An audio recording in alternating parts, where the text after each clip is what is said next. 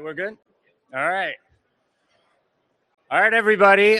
Good to see all of you. BitBlockBoom has been one of those conferences that's been very special for me. I still remember back in 2000 when I was up on stage here, and we announced I was announcing that there was a book geared towards Christians that I was in the midst of writing, and I announced it at this very conference. And later that day, I had 23 different people coming up to me wanting to help, which was extremely encouraging for me.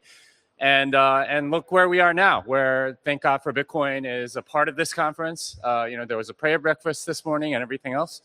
So that's been, I have a lot of history with this conference, and I'm very excited to talk about this today. So for many of you, I'm sure you've seen this over the past year, right? Anyone frustrated with what's been happening in Bitcoin for the past year? And you all know what I'm talking about, right? You all know what I'm talking about. It's been kind of crazy, right? There's been a lot of accusations back and forth. There's been a lot of name calling. There's been a lot of other things that go into sort of like the politics of Bitcoin almost. And we've seen a lot of it in the past year. And I've been frustrated too. And what I'm going to present today, right now, is basically this idea that it's not that people are necessarily being nasty to each other because they're just spiteful, hateful people. It's that there's a structural problem. And I'm going to talk about that structural problem and hopefully give a solution that I think will work in making things better. My presentation is called The Third Way. And I call it The Third Way because currently there are two main camps. You all know them. It's the Bitcoin core side and the Bitcoin not side. And if you're, using, nasty names for them, it's the core tards and the Nazis, right? So that what I'm calling the third way is a third different implementation. Now, the problem right now is that the structure of how things are with software is a little bit suboptimal. So when you only have one implementation, you have a few things that are different, right? Like, so power is in that one implementation, more or less. There's a single process for everything. There aren't multiple processes. The goals are generally unclear. It has to be at least neutral because there's a lot of different constituencies. You can't focus on one particular thing. There's really only one on-ramp for developers, right? Because there's only one repo. There's not that much resilience because it's by definition a single point of failure. If it fails, everything else fails.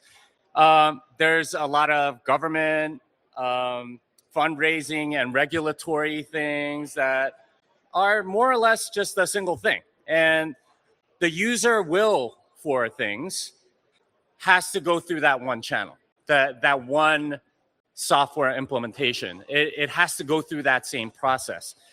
And the incentives aren't great because it's not necessarily about the goals of the project, which are unclear anyway. It's more about getting attention. And especially for developers, it's about getting visibility so that you can get more grants and so on. Now, the situation we have now is more like two implementations. And while this is better than a monopoly, it's still suboptimal. The power dynamic shifts to sort of like a majority-minority dynamic, right? Where you have one that's got a majority, one that doesn't. And the process is very much contrasting. And the goals are defined not by necessarily explicit goals, but sort of being in opposition to the other one. You have two on-ramps, which is better than one for developers, right? You could contribute to one project or the other, and they might have different processes, which is great. But it's still kind of small in number, not that many different ways. Resilience-wise, you're still one step away from a monopoly, right? One step away from a single point of failure. The governance, funding, and regulatory things are still kind of limited. Instead of a single method, there's two. And user will is very binary. There's no granularity in it. You either pick one side or the other. And the incentives are kind of a team rivalry kind of dynamic, the majority-minority dynamic. Now, what we want to do is take it to 3 or more. And those dynamics are much more positive. So from a power dynamic standpoint, you have to build a coalition, especially if nobody has a majority. The process is market-based. So there's many different processes, and the one that works best will generally do better. The goals have to be explicit. It's not defining yourself to be against something. You have to explicitly tell people what you're for. There are many paths to on-ramp as a developer, and different implementations will have different developer on-ramps. The resilience is even better because you can survive multiple failures, which is ideal in a project as important as Bitcoin. Governance, funding, regulatory, those things are market tested. Different implementations try different things. And the user will is expressed by choosing software. It's not through some sort of Byzantine process that most users aren't privy to.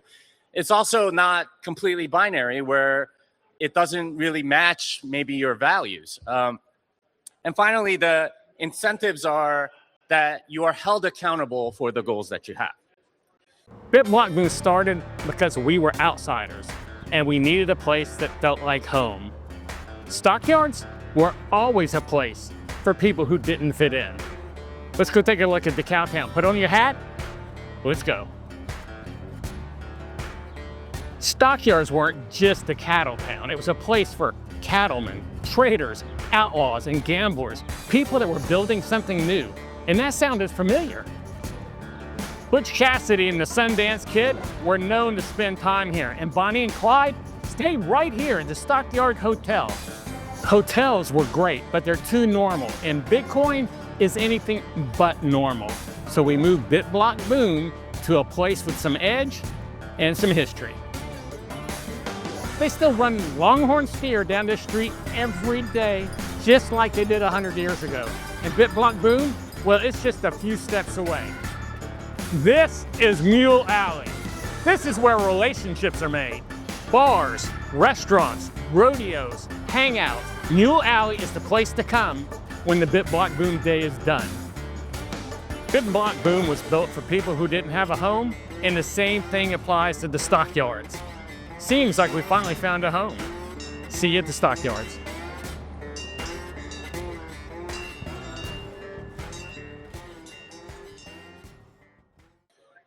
Now, in the absence of explicit goals, which has tended to happen with core, with a monopoly, visibility becomes that goal. And we've seen this with a lot of developers, is that rather than working on security they do work on security, obviously, but the incentive is to make your mark, right? To put something great out there or something big out there so that you attract attention, you can then apply for more grants and so on. And that may or may not be in alignment with the network needs, with what Bitcoin needs, what users need. Instead, it becomes more about how do I show my talent in this thing? And it's not their fault necessarily. It's a structural deficiency, right? It's because the incentives are wrong in this particular way. But when you have like 2 implementations, you end up it's not that much better because you define yourselves.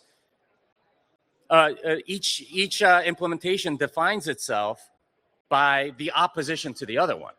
It is much easier to go and say, well, those other people are crazy, or those other people are woke, or those other people, some other disqualifying metric, rather than the merits of the technical thing that you are going for.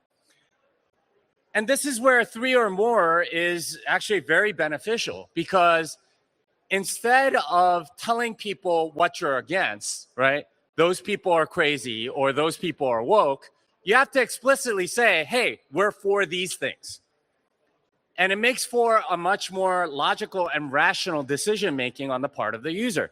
Instead of being propagandized into thinking, well, those people are woke, so I'm going to go run this, or those people are crazy and I'm going to go run this, it's this implementation does this, this, and this. And that aligns with my values. Therefore, I am going to go with that. That's a much more rational decision than an emotional one or a rhetorical one. And that's where we want to be. And it really comes down to this. How do Bitcoin users express what they want? Because if we really believe, as I do, that Bitcoin belongs to its users, then they have to have a feedback mechanism to the developers on what it is that they want. Well, under a mono repo, under a monopoly, their will has to be shown through the development process. It has to be shown through GitHub issues, right? It has to be shown through, polls or something. They have to express their will, but it has to get to the developers somehow. It's not that efficient. And we've seen this, where it's not easy for users to tell the devs, hey, this is what we want. And the developers don't have that much incentive to go listen to those. With 2, the choice is very binary. It's either one side or the other. You take A or B, and there's no in between. And this is the weakness of the current situation. And really, with anything in a bipolar power dynamic, is that there's no room for moderates. There's no room for anybody that wants to sit in the middle, because you're either on one extreme or the other. With 3, you start getting better dynamics, because user choice is what determines the feedback. Users get to choose which software they run. And they're going to choose the one that aligns best with what they value. And it gives a market feedback signal instead of Byzantine process. And it gives room for moderates. It gives room for people that don't think this particular issue is important or whatever. And ideally, you have lots and lots of choices in that regard, but the minimum that you need is 3. So the question you might be asking at this point is, why are you, the organization that I'm a part of is production ready, and we're aiming for a third way. And we announced, for example, that we're going to be a descendant of the Satoshi client. And a lot of questions that we get are, why are you doing that? Why don't you write something from scratch, have a completely new code base that's completely different from core? And this is why. There have been at least 3 other Bitcoin node software projects that have existed for at least 10 years. The 3 that I know of, BTCD, that's written in Go, LibBitcoin, started by Amir Taki, written in C++, Bcoin, started by JJ at Purse a while back. That was written in JavaScript. All of them have existed for 10 or more years. How much adoption do they have? 0. Effectively 0. Now, why is that? You got to ask yourself, if you're being honest, what's going on? Why aren't they popular? How come no one's running these things? Well, the real problem is that there's no software hardening, right? If you're running one of these, how many vulnerabilities are there? What's the security around it? This is money, right? You have something go wrong in any of these, you're going to lose a lot of money. You can't take that risk. So what a lot of people have done is use core because it has that heavy hardening, right? Heavy usage. It's battle tested. And this is something that you realize if you've been a software developer anywhere, is that hardening is a very important property. It gives you a lot of security, and it removes a lot of risk. And economically significant operators, right? Not all nodes are created equal. They have the most risk. If you're a miner and you mine with BTCD and it mines with a bad template, you lose a lot of money, right? That's a huge risk. And it's kind of a chicken and egg problem with these new implementations, right? You're not going to get adoption unless your software is hardened. But your software is not going to be hardened unless you have a lot of adoption. So how do you fix that, right? How do you bootstrap this? Because Core has a 16-year lead on hardening, and all of these other projects have had at least 10 years, and they haven't been able to catch up. How do you do that? Well, it's by bootstrapping using the Satoshi client, using the software that has already been battle tested. That's the way out of this chicken and egg problem. But you can have a different team, different development process, different people, right? Right now, a lot of core devs, they're in London, New York, and San Francisco. Do you think that really represents the Bitcoin community, those three cities? Those are some of the most expensive cities in the world, right? Vast majority of Bitcoiners are not from those cities, right? You can have different training. Right now, the one on-ramp into core development is mostly Chain Code Labs, right? The Chain Code Residency Program. And I love their program, don't get me wrong. I think it's wonderful. But that's the only on-ramp. What kind of developers do you think you're going to get? You're going to get a very particular type of developer that can go to New York for 3 months and drop everything. How many people with families do you think are applying for the Chain Code Residency Program? Not many, I assure you. You can have different funding.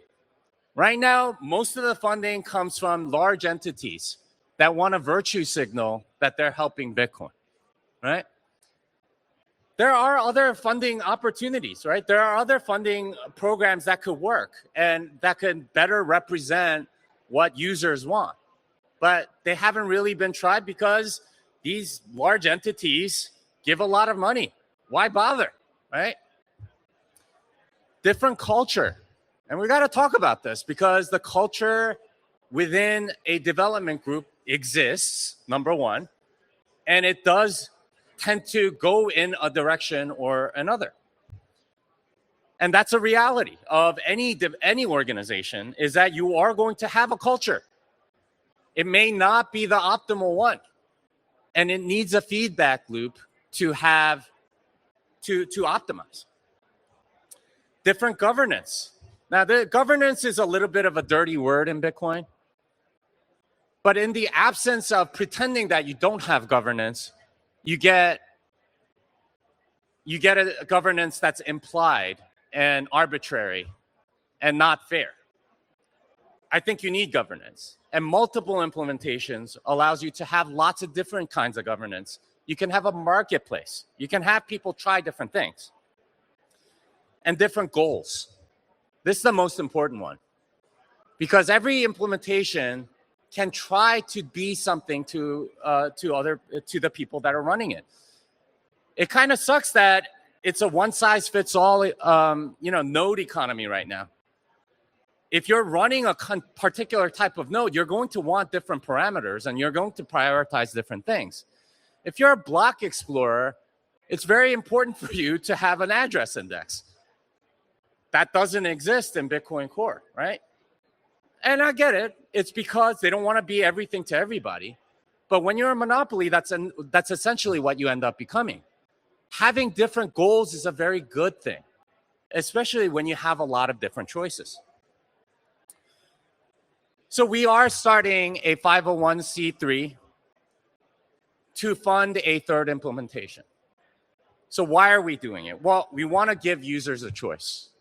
We want to change the dynamic of this entire ecosystem, because right now we're in a kind of a toxic place where it gets political, where people are arguing against things rather than for things, right? They're using FUD and saying those people are like that and those other people are like that, instead of arguing the actual issue, right? Right? Here's what we should be going towards. And when you have 3 or more implementations, that conversation is so much easier to have, and the coalition building and all of the dialogue becomes way more rational than Cortard and Nazi. We also want to benefit the entire community, and this isn't necessarily like something that every implementation is going to do, but we want to make sure that everybody benefits as a result of a new implementation. And I would argue that both NOTS and Core will benefit from having a third implementation, not just from competition. But I want good changes that we do in our implementation to be ported to the other implementations as well.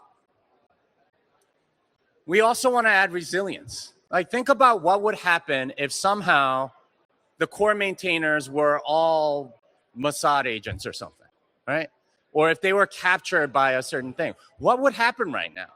Well, there's sort of an alternative and NOTS, but then like we might get into the same situation again.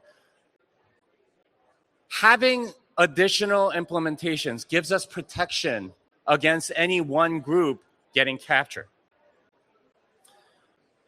For our particular implementation, we want to be conservative, right? We don't want to be a drama-filled implementation. We want to just do the things that are like kind of agreed by people. And there's a much higher bar to go change something. So we want to be the implementation that rejects 100,000 byte op returns, but also, at least at the moment, rejects BIP 110 because it doesn't have consensus yet. Those are both drama. We don't want drama in our implementation. And finally, we want to be focused on sound money because we believe that that is the use case for Bitcoin. We don't care about auction, escrow, discrete log contract things or whatever, right? We want to be sound money. That is the most important aspect of Bitcoin, and we don't really care about the other stuff. So here's my pitch to you. Productionready.org is the website. We want to make this third implementation. We've been raising funds and we've had several generous donors, but we can definitely use more. And like I said, the funding model for a lot of these other implementations is one giant whale. And it's not necessarily someone with a clean, selfless. It's not a clean, selfless donation, right? They're not doing it from the goodness of their heart. They're hoping for influence. We want this to be pleb-driven. We want this to be user-driven. We want your voice to be the one that is the biggest voice in Production Ready. So you can go to productionready.org and donate using the link there. If you donate more than $100, I will give you a copy of Fiat Ruins Everything in the back. And if you donate more than 50, I will give you a copy of Thank God for Bitcoin in the back that's signed. Just show me a receipt, that's all. We're also looking for developers. If you are interested in core development, if you have software experience, I have some tools for getting you to get to that level where you can contribute code and reviews to the Bitcoin, to the repository that we're going to make as a third implementation. This is our vision, and do we have time for questions? Yes. All right, so we have some time for questions. So yeah, let's do that. But before, thank you so much, and please go to productionready.org. Yeah, they're already on there. Okay. Yeah, go for it. Jimmy, this is really interesting. I didn't see it coming. I'm proud that I'm finally running my own node. and I've got knots running on it. So I feel like I've made a decision in terms of which camp to be in. And part of the reason I was thinking that was it looks like as we upgrade core, we're finding ourselves getting into some compromised spaces or questionable spaces. So my question is about your bootstrap, like the thing that you're tying to. Are you tying yourself to like an earlier version of core? And can you comment on that? So yeah, so we're a conservative implementation, and I view sort of like the latest versions as something like the bleeding edge. And anyone that's run software for anything, you know, you can't be at the you don't want to be at the bleeding edge, right? Like you don't buy a car on a new model year because there are problems with it. You want those things to be fixed.